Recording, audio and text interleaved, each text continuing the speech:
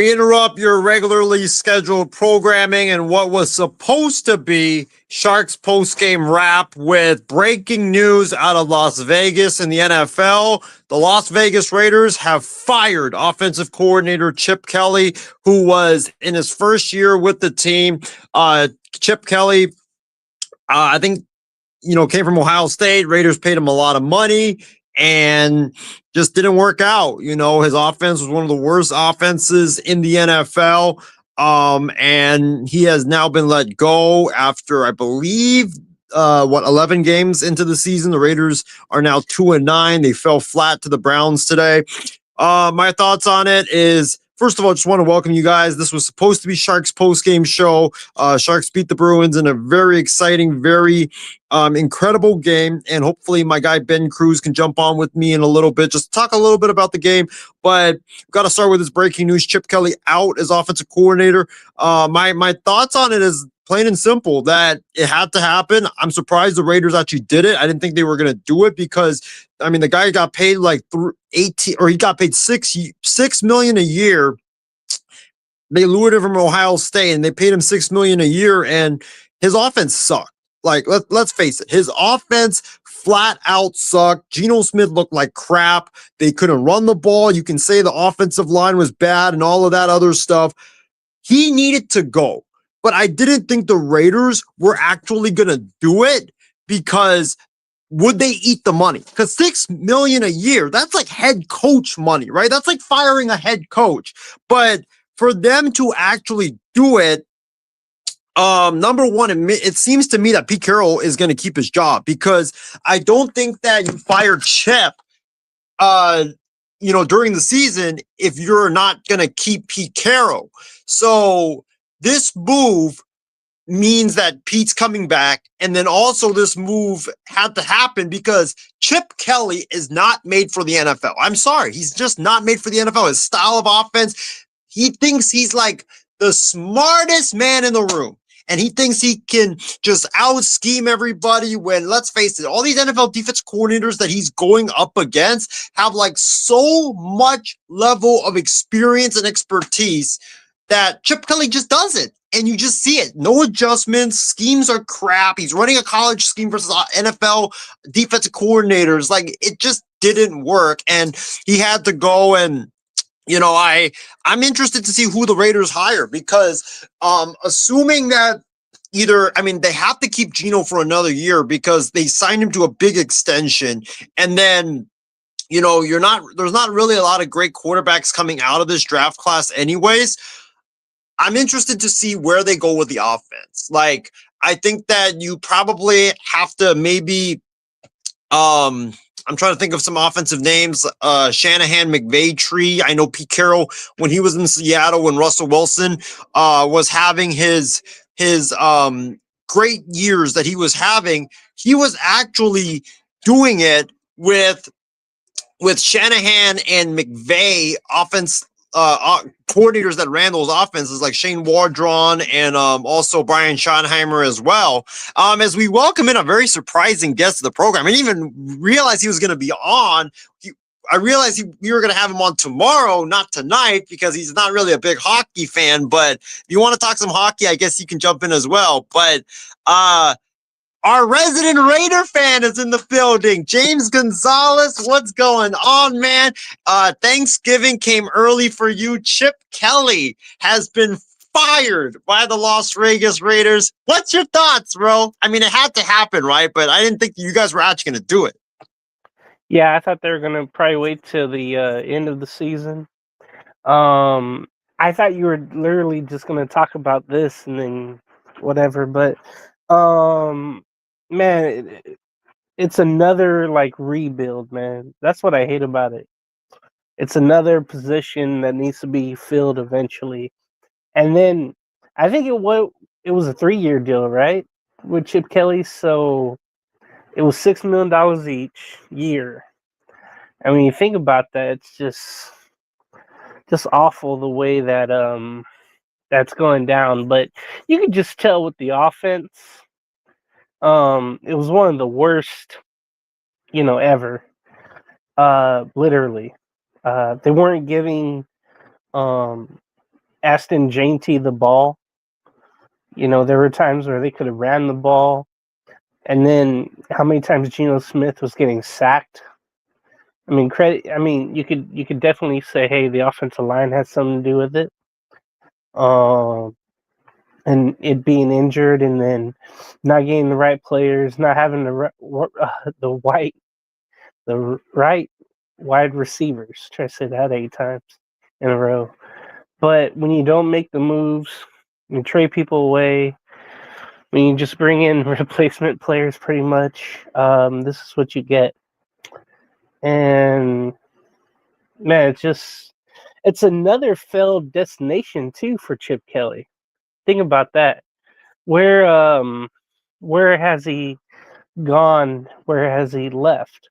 You think about what he was going to bring from Oregon to the Eagles, and then that didn't work there. And then what he brought to the 49ers, that didn't work there either. I know he OC'd, I think, in Ohio State last year, I want to say. And that was just the product of having, great talent around to just do whatever the hell you want. And they've done that this year as well. The fact that they traded a pick and gave Geno Smith a big 3-year deal, along with Chip Kelly, thinking that, he's just going to air the ball out. Everything's going to be just fine. And that definitely wasn't the case. I mean, other from week 1, everything has sucked, The 2 wins that they got this year, it was pure luck. I mean, just think about that. Patriots. Yeah, the Patriot win, and then they did lose some games close, but a lot of them were, decided decisively. So again, it's just another replacement, and it always seems like they're paying coaches off. You know what I mean? In Las Vegas, they did that with Oakland too. But I think it starts from the top, though, right? You bring in. Now, I just want to know who wanted Kelly in the first place. Was it Tom Brady? Was it John Spytak, the GM? Was it? I know it wasn't Mark Davis because he's not smart enough to make football personnel decisions. He's basically told people, "Hey, I'll spend whatever money it takes to get people." So I know it's not him, but Right. after a while, you make so many damn moves, and then eventually, they don't work out. Well, somebody has to be blamed. I It wouldn't shock me if Pete Carroll quits after 1 year. It really wouldn't. And I hope that's not the case. But like I always say on this show when I come on with you, which is rare, that, Pete Carroll's going to lose his joy of the sport of coaching from one season with the Raiders. And that's how bad things really are. Oh, I forgot. Yeah, he was with UCLA when they're actually good. Then they got rid of him. And look at UCLA now. It's almost the same as Raiders, pretty much, where they're bad. No one cares about them. They used to be great. But yeah, Chip Kelly, somebody had to go. I mean, the offense, like I said, couldn't protect Geno Smith. Geno Smith, he does hold on to the ball too long, and I know he's always done that, or he's fumbled. You could put Pete Carroll's son into that, who coaches the offensive line. It's just he had to be the scapegoat because he makes the most other from the head coach, and you weren't going to fire the head coach.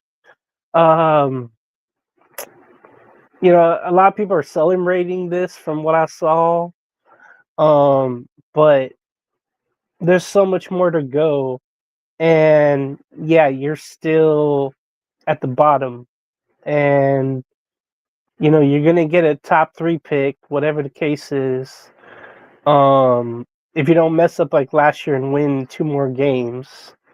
But yeah, Chip Kelly being fired, dude, it's just another step to starting over again. And I think there's gonna be more changes eventually after the season. But what I would want to see now is you let JT just run the ball well. You help his confidence because a lot of people were calling for him to get the ball, especially nationally when they were playing the Dallas Cowboys last Monday. It felt like Geno Smith was just throwing the ball too often, or he was getting sacked, or he was just throwing bad passes, and it was just a bad. It's been a horrible season, of course. I never thought we would get to a point where we would have a season like this worse than the McDaniels era, worse than the Gruden era. And then, you know what this feels like, Isaiah? And I don't know if you were here or not in the country, but remember in 2006 when the Raiders went 2-14 in Oakland? Yes. Art Okay, Shell, was it Art Shell that was coaching, yeah, or was? Yeah. yeah, he took I think 27 years off from head coaching, and then Al Davis just brought him in, and they went 2-14. They got the first pick. They got Jamarcus Russell. Hey, they're what, 7 more losses away, I think, or 6, whatever the case is. From no, where am I at? They're 2-9 now. So I believe if they I are do them, 2-9. Yeah, they're because two and they nine. lost. So Yeah, they lost today. Yeah. So they're 6 wins away from equal or a step up, a step down, or whatever from being 2-15. Just imagine that. I really want Tennessee to win eventually, so the Raiders could get the first pick. The problem is they need a quarterback too. But the Yeah. draft isn't, scattered with great quarterbacks. I think that's the next draft, or the draft after that will be even better. So what I don't know what they're gonna do, but I guess it's a step in the right direction, but it's only to appease the fans. I mean, I think everybody has seen the video of Geno Smith running off the field, and he was trying to hide the middle finger, his left middle finger, but he got caught anyway, flipping off the fans. Because what doesn't help, what he said. Remember the press conference after last Monday's game? He's like, "Hey, if what was it? If your car don't start, you can blame Geno Smith. If your carpet has a stain or something, you could blame Geno Smith." So we're blaming the Raider fans. We're blaming everything on Geno Smith right now, till he is benched. Basically, I know people are calling for Aiden O'Connell. We'll see if that happens. But getting back to Chip though, it's another failed spot for him. I know eventually he'll probably go back to college as an OC, and I wonder where. Excuse me. So, yeah, it's just an embarrassment right now to be a Raider fan, Raider player. In the office, out of the office, whatever you are, you just want better, and it's just not going to happen. Well, my question to you is this: as this has completely hijacked what was supposed to be Sharks post game, but Well, I now can get it's, I out guess, of here. well, you can talk some Sharks if you want. No, I don't know anything about it. Pull up, I'm not gonna be pull up the you. stat. I'm not gonna be you and be like, oh, that Russian dude or the Czechoslovakian dude scored a goal, and he scored 2 goals, and they won the hockey game. I almost said ball game. See, I Oh don't my belong god! here. Hey, you're going to a Ducks game in a couple of weeks. Oh, I'm proud of shout you. out, shout out There you- the. I think they're in the second place in the. Is it the Pacific Division? I don't know I what it's called. don't worry. I get it screwed up all the time. Like before, I said it was the What is Western it though? Division. I think it's the Pacific. I think that's what It's it's a called. Pacific. Okay, so the Ducks, like, I don't have a team, but since Well, why they're don't you like, jump on the Sharks? Jump on the Sharks, and we can make it a Shark do you post realize what game. you just? Do you realize what you just said right now? What? You said you don't have a Jump, team. jump on the Sharks. No one has ever done that and survived. Oh my gosh. Think about that. Think about. Well. Hey, let's just say the way you think about jumping our Sharks is differently, but that's a private joke between you Yo, and my I. God, oh my gosh. But Yeah, let's I just say that. mean, but here's the thing though. Back to the Raiders.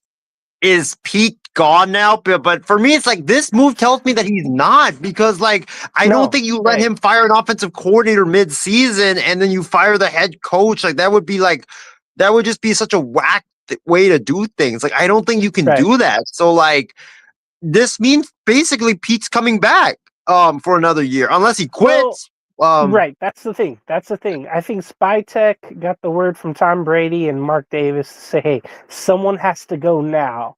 And Pete, it's your choice. But if the GM doesn't like it, or if Tom Brady isn't content with it, then we might consider firing you. So they went with what is really going wrong, which isn't really the defense, because they're getting taxed because of the 3-and-outs or the fumbles or the interceptions or the bad offensive plays. So it's not the defense, but they suck too. But yeah, it was just easiest because the attention is on them. The only thing is, I'm wondering, will Brandon Carroll get fired, or will people have sympathy for him because it is Pete's son and because of all the offensive line injuries? But again, I think yeah, you somebody know what had I to go. fear, James? You know what I fear?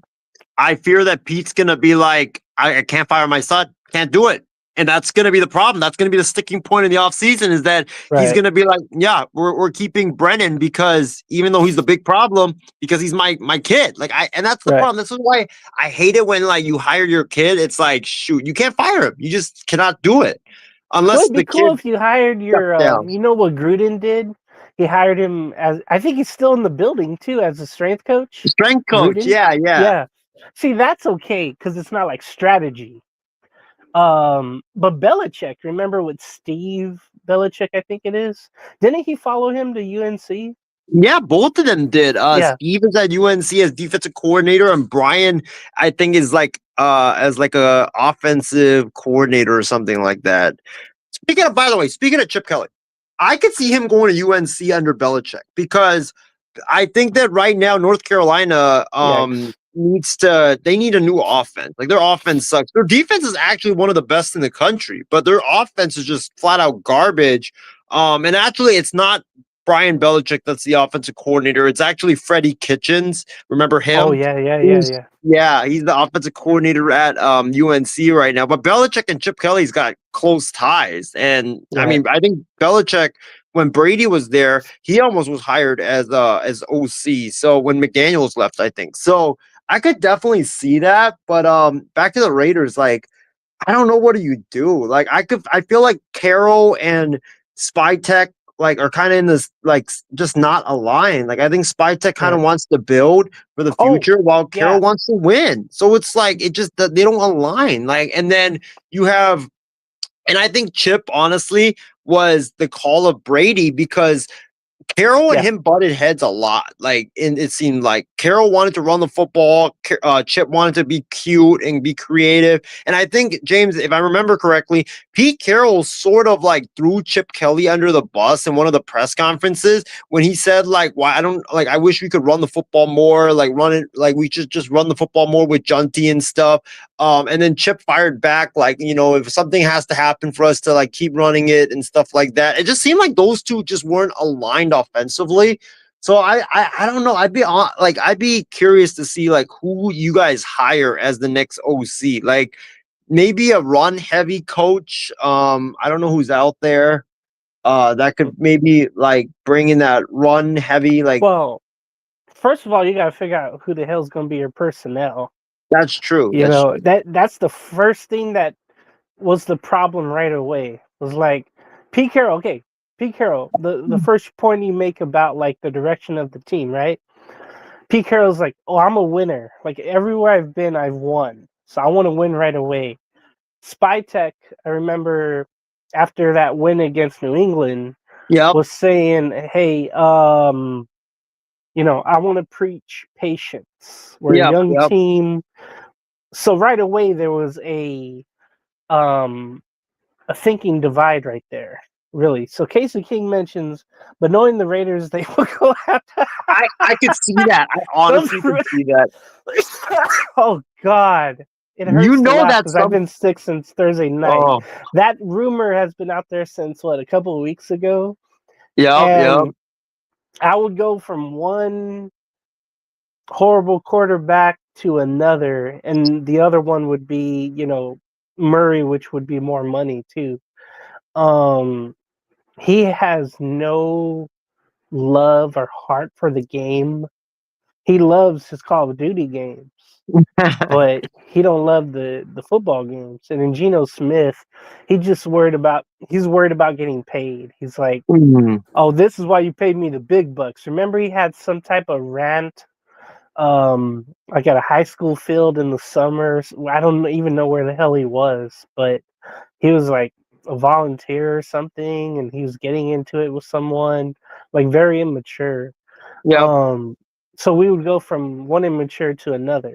Um, and then the fact that Shadur Sanders came in and actually No. played well, with Dion there, knowing that the Raiders could have drafted him, he would be starting too, for the Raiders if they did draft him, and they had multiple opportunities. Everybody had multiple opportunities to do it.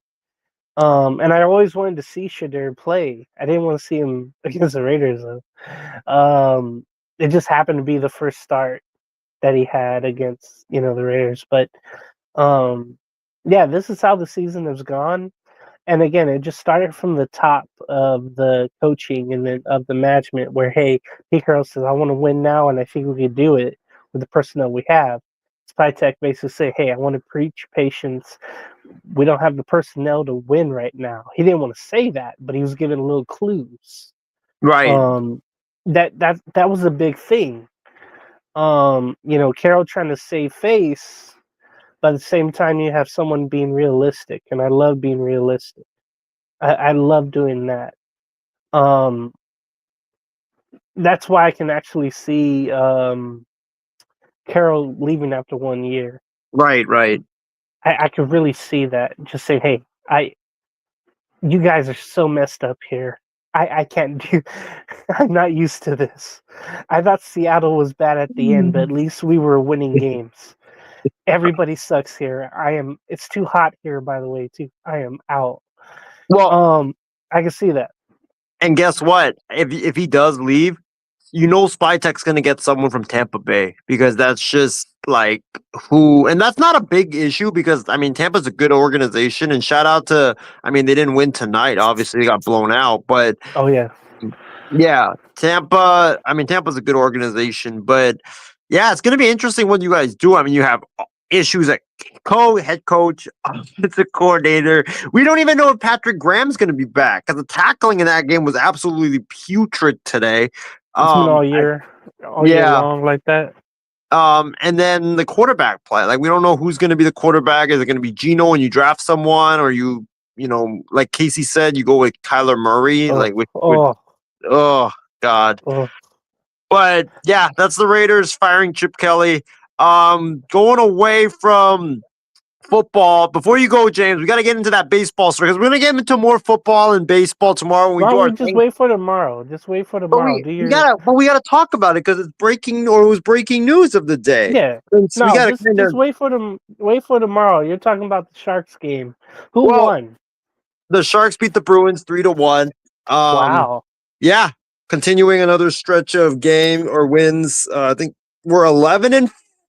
No, Were 11 and hold on, check the records. 11, 9-2. Like I'm slowly trying to learn hockey, so I don't understand the two. The last, the two, the like points that they get.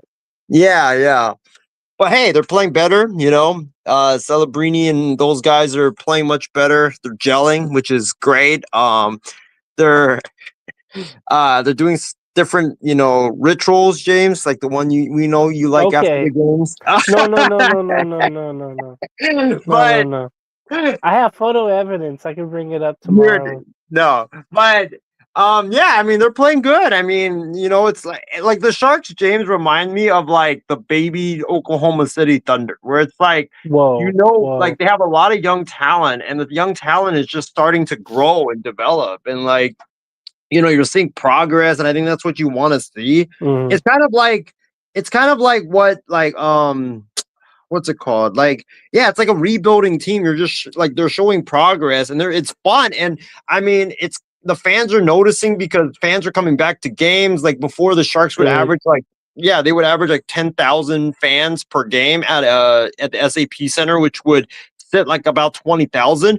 But now it's like even on a weekday game, like you know this, like it's hard. Weekday games, like it's hard. Weeknight games, but they're averaging 16,000. So fans are slowly coming back. It But reminds yeah, me of the Ducks and what they've been able to do. They've just been building and building, and they're having a good year so yeah, far this yeah. season. Casey, before I go, says good hockey going in both NorCal and SoCal, all three teams. Kings, Ducks, and Sharks. Still ways to go. That's what I was thinking last week when I was over by the pond. I was like, oh, they're doing well, but they've only just begun. Yeah, like So yeah. I'm gonna But find out next Friday how the Ducks are, or how much not are the this tickets, upcoming by the Friday. way? A good one is probably like I'll just say over 100. Damn. They're playing Washington, so Ovechkin it will be on the Capitals, of course.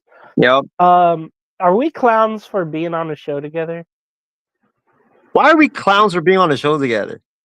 I don't know. You showed me something the other day. Oh my God! Remember No, that? we're not clowns. And then, We're hey, let me tomorrow. I'll find a clown hair and then a nose, and I'll come on to the show as clowns. Hey, And do it, man. Do it. But yeah, let me go before find. before you go, Angels hire Brady Anderson. What's your thoughts on that? And We'll get into John that Mabry tomorrow. John on Mabry, yeah, no, because those would be wishes for the Angels. yeah, Yeah, so we'll just say, hey, tomorrow me and Isaiah will do a clown show. I'll yeah. get out of the clown car, put on my hair, put on my nose, Gonna be and a act lot of like we. gobbling, That's what gobble you do. gobble. That's what you do at the Shark Tank. So Oh, I'll put on the clown mask and we'll act like we know what we're doing. yeah, well, yeah. Tune in tomorrow for the show, James. Appreciate you coming on for the Chip Kelly firing breaking news. We got an Why? expert on that. Appreciate it. But let's go to the Sharks because let's go to the original point of the show, which was Sharks post game wrap. The Sharks beat the Bruins. Final score of that game was 3-1. San Jose gets a insurance goal by Colin Graff and beats Boston by a final score of 3-1 and continues their strong stretch of games that they've been playing. It was a great game, very entertaining to watch for both teams. I wish my guy Ben Cruz was here so that he could talk about his team. But you know, I think that the biggest takeaway for me from this game is number one, how lucky are we in California to have such great hockey teams. I mean, the Kings are playing really good. I went to see them the other night. They're playing really good hockey despite the loss to the Sharks. The Sharks are one of the biggest surprises of the NHL. And then the Ducks. Look, the Ducks, everybody knew it was time to take the next step. And boy, have they taken the next step. And they've been really good this season. So if the season continues to go how it's going right now, I mean, this could be one of the best years when it comes to California hockey. But about the Sharks, by the way, shout out Casey. Me and your teams had a great game. I was there for it. It was an electrifying game. Went into a shootout, my first shootout that I got to watch ever. And I always wanted to see a shootout, to be honest. But to the Sharks Bruins game, biggest takeaway from this is Boston's got a really fun team. Nico Sturm or Marco Sturm, my bad, the head coach. He is very innovative. He's a very good, young, up and coming coach. This guy's going to be a star in the business. I said this when they hired him in Boston, and it's proving even more right. This guy is a damn good coach. His ability to motivate the players, his ability to scheme up great hockey plays. I mean, he's doing an outstanding job for the Bruins. The Bruins coming into this game were 13-10-4. Who expected Boston, after being one of the worst teams in hockey last year, to be in this position? I don't think anybody expected them to be in this position. And here they are in this position, just like the Sharks, surprising everybody, surging at the right time. I know the season just started, but they're surging at the right time and they're playing really, really outstanding hockey. So shout out to Boston. Don't be ashamed that you lost tonight. It was a fun battle between two up and coming teams, and Boston's going to have a bright future. They have a bright future, and they're going to be fun to watch for years to come, especially when James Higgins joins them next year. But to the Sharks, look, Macklin Celebrini, I don't know how much more praise that I can harp on this kid. I mean, this kid, like I said, he does things every single night that just blows your mind. He is just unbelievable to watch. He phenomenal offensive player, is always in the right spot. And then when he gets the puck, I mean, he's got great wrist that he just flicks it in, and it's super lightning fast. There's just nothing more for me to say. I mean, this kid is so impressive. He scored his 14th goal of the night or 14th goal of the year tonight. He's just phenomenal to watch. He's so much fun. And, the guy is in his second year, and he's going to get better and better and better, and he's already playing at an MVP level. That just shows you how great this kid's going to be. And then you got all the young talent behind him with Will Smith, Askarov, and we'll talk about him in a little bit, the goalie, Colin Graff as well. But yeah, Celebrini's awesome. I don't think that needs to be said any further. I mean, he's just so fun to watch. I've been ragging a lot on the goalie in the past and how the goalkeeping situation is for the Sharks. But shout out to Yaroslav Askarov. This guy was one of the most highly touted prospects in terms of goalies in the National Hockey League, and he's been phenomenal like the last month. I don't know what happened to him, how he turned it around, but shout out to him. He turned it around. He's playing really, really outstanding hockey as a goalkeeper. He's doing great things. And, he's a guy that, he reminds me of guys like Martin Jones and Antti Niemi and those guys. Like, this guy's playing really good goalkeeping hockey for the Sharks. And it's just so fun to watch whenever he's out there. Like, his ability to thwart away shots, like, it's just so fun to watch. He had a phenomenal night tonight, and the defense is slowly getting better for the Sharks. But also, guys like Colin Graf. I've said this before. Colin Graf is one of the most outstanding passers in the NHL. He doesn't get a lot of the love and respect that he does around the national media. Well, we're going to give him that respect that he deserves. He's outstanding. Like Celebrini, he's always in the right place, right time. And he's a really good defensive player. Like, he'll get on you. He'll be able to thwart the attempts that you make. Like, he's just tremendous as a defensive player. And I want to give a shout out to Shakir Mukhamadullin. Shakir Mukhamadullin has been injured. He's been in the lineup, out of the lineup, but when he plays, I mean, this dude's a difference maker. I mean, the ability to be at the right place, right time, and score that first goal tonight, I mean, it was outstanding to watch. His defense was tremendous tonight on the Boston Bruins. It just really stood out to me, the game that he played tonight. So shout out to you, Mukhamadullin. But yeah, this this was supposed to be just the Sharks post-game show, but it ends up being I guess you can call it the Midnight Express now. I guess the Midnight Express has been Sharks post-game. But folks, let's get into some comments, because I know we have a lot of comments on our hands right now. We got a if you guys want to hop on and talk some hockey, talk some Chip Kelly getting fired, feel free to hop on. I will put the link of the stream in the comment section on both Facebook and also on YouTube. You can just click on it and then jump in. All right. Casey King says that Chip Kelly is overrated. I completely agree with you. When he got hired by the Raiders from Ohio State, I said, look, this is not going to work out, because all you guys are saying that he did so great in last season with Ohio State. He did so great with winning the national championship and stuff like that. Dude, first of all, when you coach at Ohio State, like, you basically don't even need to really coach. You have such great talent. You could just like scheme up the simplest plays and you will look like a god out there.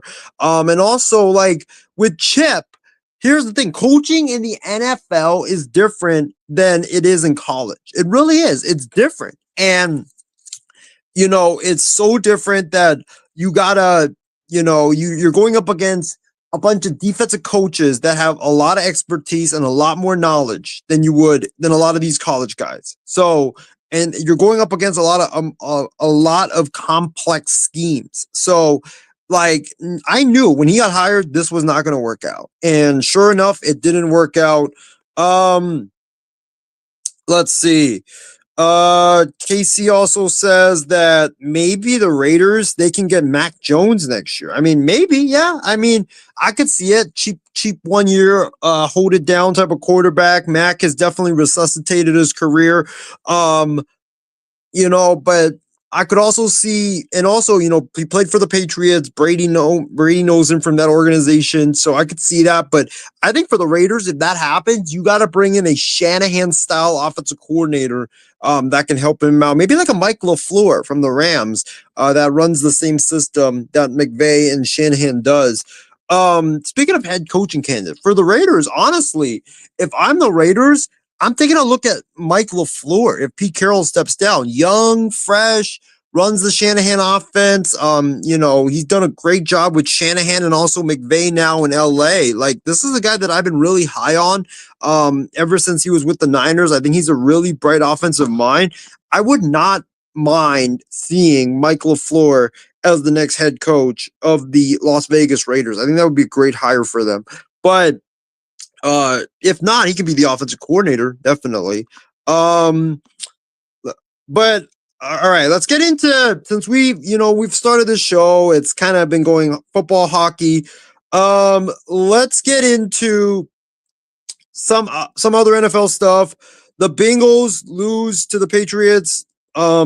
New England, look, they are one of the great teams. They are a team that can beat you in any type of way. And you know what also makes them a great team is the fact that when they're down, they don't have that panic in them that you're like, oh crap, we're down, we're panicking, we're gonna lose. No, they have that belief we're gonna come back every time. And I'm very impressed with what New England has done this season. I think it's been tremendous to watch, and it's a testament to Mike Vrabel and the culture that he's building there in New England. And the Patriots, look, they're going to be a scary team to watch in the postseason because they have a great defense. They got a young quarterback that doesn't have to just rely on him throwing the football 30 to 40 times. They run the football effectively. They've got a punishing offensive line that plays bully ball. They're going to be fun to watch. And I think that, especially in that environment, Foxborough, Gillette Stadium, that's going to be fun to watch postseason time, especially with the weather there in New England. So I think that for the Patriots, they are a really good football team. And this established that for the Bengals, the Bengals just suck, plain and simple. Their defense played a lot better today, but now it's the offense that can't go in. They just can't put 2 and 2 together. With Cincinnati, I think that, why are you even trying to bring Joe Burrow back at this point? You're 3-8. You got the Ravens coming up, then you got the Bills, then you got the Chiefs, then you got the Ravens and Steelers again. What are you even doing? You're entering the hardest part of your schedule. You're 3-8. You lose one more game. You clinch a losing record. What are you even doing? Rushing your quarterback who has had so many injuries, who has had a lot of money tied up to him. You're going to rush him back for what when the season is lost? I just don't get it. I don't think they should be rushing Joe Burrow back. I think they should just sit him out for the rest of the season. It just makes no sense. It's organizational malpractice what they're doing in Cincinnati. Let's talk about that Rams Buccaneers Sunday Night Football game. Just a tremendous show of force by the Rams. The offense was clicking all night. I was watching that game and the Sharks game, both games. The Rams offense just lit it up tonight. The defense, I think, is the biggest story, though, in this game. The ability to pressure Baker Mayfield, make him uncomfortable, just shut down the weapons. I have never really believed in Tampa Bay. I think they are a fraud. I think that, they're probably going to be a first-round exit. But and that now makes the 49ers-Panthers game all that more important, because if the Panthers somehow go into Santa Clara tomorrow and stun the 49ers, well, guess what? Tampa Bay and Carolina are going to be tied in the division. And who had that, on Thanksgiving, on the bingo card. So, the Rams, I think, are the best team right now in the NFC. The Patriots, in my opinion, are the best team in the AFC. Philadelphia, I have not been a big fan of them. Their offense is too inconsistent. They make really dumb play calls, in critical situations that you just cannot have. So, I think that for the Eagles, I think they've lost their luster, to be honest. And I don't think that, I think right now the Rams would beat the Eagles pretty handily. So, that's my thoughts on that game. Niners, Panthers, that's going to be a fun game tomorrow. Levi's. Look, the Niners cannot take the Panthers for granted because the Panthers are a pretty damn good team. They don't really scare you on paper, but Bryce Young is a pretty solid quarterback now. He's playing really good. And also, you look at what they have, right? Ted McMillan, the wide receiver, rookie from Arizona, he's been playing really solid football. The Niners' problem is like they've had the issues of not being able to get after the quarterback. So the Bryce Young worries me. His ability to extend plays, his ability to just throw the football down the field to McMillan, that kind of worries me, especially with our banged up secondary. I think the Niners will be able to score points to be able to they'll be able to score a lot of points against the Panthers defense, because I don't really trust the Panthers defense. But can the Niners defense stop the Panthers is my biggest question. And I think I think tomorrow is honestly going to be a shootout, because you got two good offenses with not so good defenses going at it. And I think it's going to make for a shootout tomorrow night. For the Niners and the Panthers. It's going to be fun on Monday Night Football with Joe Buck and Troy Aikman. Casey says the Bucks may not win the division, as the Panthers could still win the NFC South. Yeah, I predicted that the Panthers would actually win the division coming into the season. So that actually might hit. So yeah, that's going to be a crazy fight down to the finish line for sure. All right, let's get into some baseball before we end the show tonight. It's been a really good show, really unexpected to talk about all these different subjects here, but let's get into the big trade of the day. The Rangers start off the MLB hot stove off season with a bang and fire up the stove with a big trade. Texas continues its teardown. They non-tendered Adolis Garcia on Friday. They non-tendered Jonah Heim on Friday, and they also today traded Marcus Semien in a stunning blockbuster to the Mets for outfielder Brandon Nimmo. Guys, my thoughts on this trade is that because you guys know me, I'm a big Rangers fan. I've been a Rangers fan ever since 2023. So that's my team. As you guys can see right there with me and Wyatt Langford. A couple of things about this trade that I want to talk to you guys about. This trade, you kind of see it two ways. The first way is this. It's a good trade for the Rangers, because I think what the Rangers have told us this offseason's priority is to, number one, cut costs, get younger, and get rid of the players that, yeah, they did a great job helping us win in 2023 when we won the World Series, but their time is up. They're no longer themselves what they were back then. You saw what happened. Adolis Garcia getting released, Jonah Heim getting released as well, or non-tendered, both of them. But with Semien, he's not the same player anymore. Like, the guy has been going down ever since, 2023. He had a really good 2022 season with the Rangers. He had a really good 2023. But other than that, he's just been on a decline. And I think Texas just felt like that he wasn't going to be the same again. And they found a taker, surprisingly, for that big contract.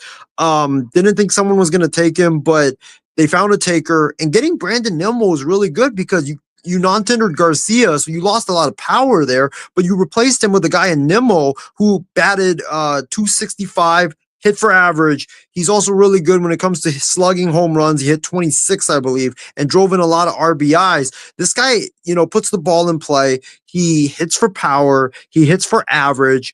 It's a really good move for the Rangers, and it goes back to, I think, Skip Schumacher's philosophy, which is no home run or strikeout. It's put the ball in play and let's work the count.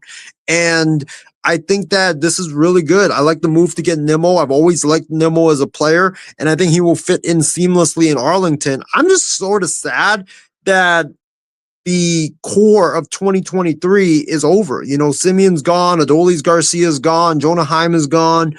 I'm just sad about that. And the other way to look at it is, look, if you're willing to trade Semien, which is a big gutsy move by the Texas Rangers, you're going to be willing to probably trade Seager, or shop him at least, and shop Evaldi, and shop DeGrom. And that's kind of my biggest fear is now with, you trading Semien, and non-tendering Garcia, non-tendering Heim. Are you trying to just tear it down and do a retool? Not a rebuild, not a full rebuild, but do a retool? Is that what you're trying to do here? Because there's rumors that Seager could be traded, and those rumors don't pop up, especially from Texas beat writers out of nowhere. So I could definitely see that now. I could see that, especially with the money tied up to Seager. It would hurt badly to trade Seager because he's such a cornerstone of our franchise. He's the World Series MVP. He's going to have a statue one day. I still think he's the one of the best players in all of baseball. Only problem is he doesn't stay healthy. But if you trade Simeon, all things are now on the table. Like, could you trade Evan Carter? He's always hurt. Josh Young, I think, is a primary trade candidate now because he feels like a guy that could use a fresh start. But yeah, there's a lot of questions moving forward. Like, what's the direction of this team? Are you trying to rebuild? Are you trying to retool? Are you trying to just, I mean, I'm thinking maybe you're just trying to get younger. And if that's the sense, then okay, we're trying to get younger, cut costs while trying to win. Then for me personally, I think that, first of all, Jonah Heim getting to non-tendered, I'm not surprised by that. He had a good 2023, but like Simeon fell off a cliff, just not the same. Automatic out in 2024 and 2025. His defense also dipped as well. Getting rid of him is not a surprise. I think honestly, if you're the Rangers, I'm looking at Adley Rushman. From the Baltimore Orioles. I think the Orioles are more inclined to move him now that they have Samuel Basallo, the young rookie, as their catcher. Catchers translating to or going to first base. It doesn't always work out, and plus the Orioles have a pretty good first baseman as well. So I could see his days in Baltimore being numbered, and there's been a lot of rumors surrounding him too. So if you're the Rangers, you should get in on this Adley Rushman sweepstakes because I don't think like that would cost like a massive haul to get him. He's also still very young. He's a guy um that has a lot of talent as well, and I think him in Arlington would really really help, and he could be your catcher for like 10 years. If you get him in Texas, and still you like it goes with what I've been saying. You can get him and still like you would cut costs and also you would still be winning. So I want to see that. I also want to see Sean Murphy with the Braves get traded because he's a lot of pop. Great defender as we know. He's a guy that I think his bat would play very well in Arlington. And he's a guy that would be an upgrade over what you had with Jonah Heim. So that's some of my targets for the Rangers catching position. Now you also need a second baseman, right? Like, are you moving Josh Smith over to second base?